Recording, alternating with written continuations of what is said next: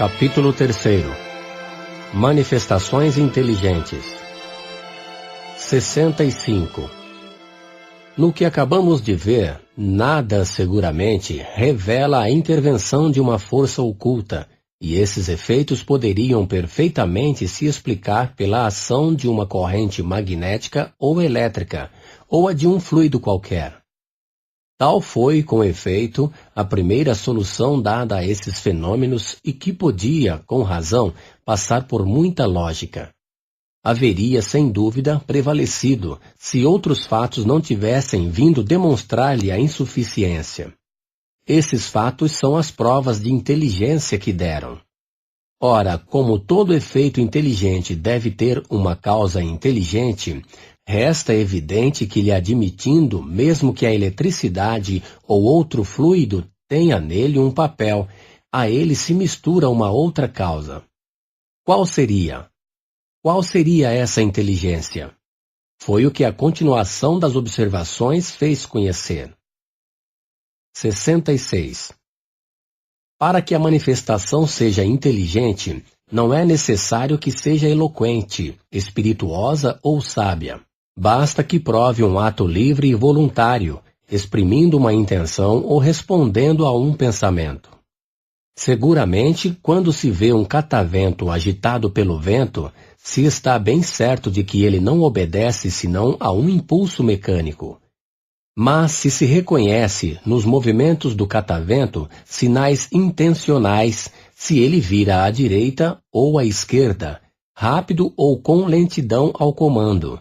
Seria forçoso admitir não que o catavento é inteligente, mas que obedece a uma inteligência. Foi ao que se chegou pela mesa. 67. Vimos a mesa se mover, se erguer, dar pancadas, sob a influência de um ou de vários médiuns.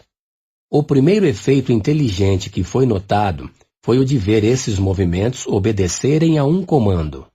Assim, sem mudar de lugar, a mesa se levantava alternativamente sobre o pé designado. Depois, caindo, dava um número determinado de golpes, respondendo a uma questão. De outras vezes, a mesa, sem o contato de ninguém, passeava sozinha pelo quarto, indo à direita ou à esquerda, para a frente ou para trás, executando diversos movimentos conforme a ordem dos assistentes. É bem evidente que descartamos qualquer suposição de fraude, que admitimos a completa lealdade dos assistentes, atestada pela sua honorabilidade e seu perfeito desinteresse. Falaremos mais tarde das fraudes contra as quais é prudente estar-se em guarda. 68.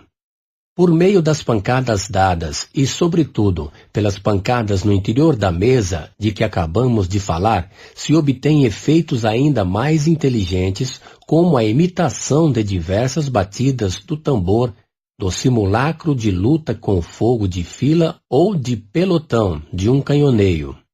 Depois o rangido da serra, os golpes de martelo, o ritmo de diferentes melodias, etc. Como se compreende, foi um vasto campo aberto à exploração. Foi dito que, uma vez que havia ali uma inteligência oculta, deveria poder responder às questões, e ela respondeu com efeito por sim ou por não, por meio de um número de pancadas convencionadas. Por terem sido essas respostas muito insignificantes, ocorreu a ideia de fazer designar as letras do alfabeto e de compor, assim, palavras e frases. 69. Esses fatos, renovados à vontade por milhares de pessoas e em todos os países, não poderiam deixar dúvidas sobre a natureza inteligente das manifestações. Foi então que surgiu um novo sistema segundo o qual essa inteligência não seria outra senão a do médium, do interrogante ou mesmo dos assistentes.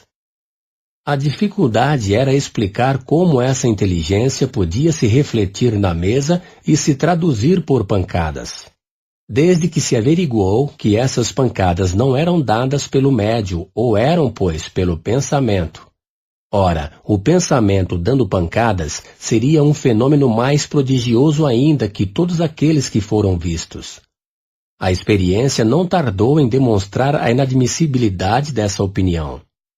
Com efeito, as respostas se encontravam, muito frequentemente, em oposição formal com o pensamento dos assistentes, fora da capacidade intelectual do médium, mesmo em idiomas ignorados por ele ou relatando fatos desconhecidos de todos.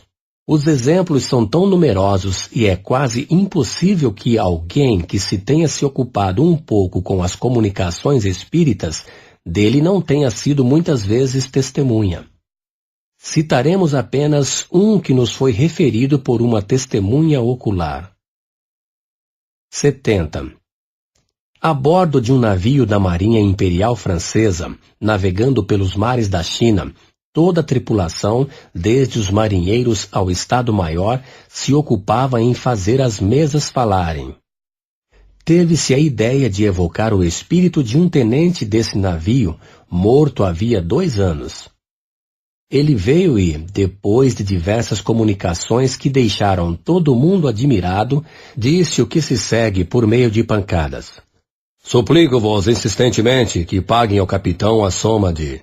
Indicava a quantia, que lhe devo e que sinto não ter podido reembolsar-lhe antes de minha morte. Ninguém conhecia o fato. O próprio capitão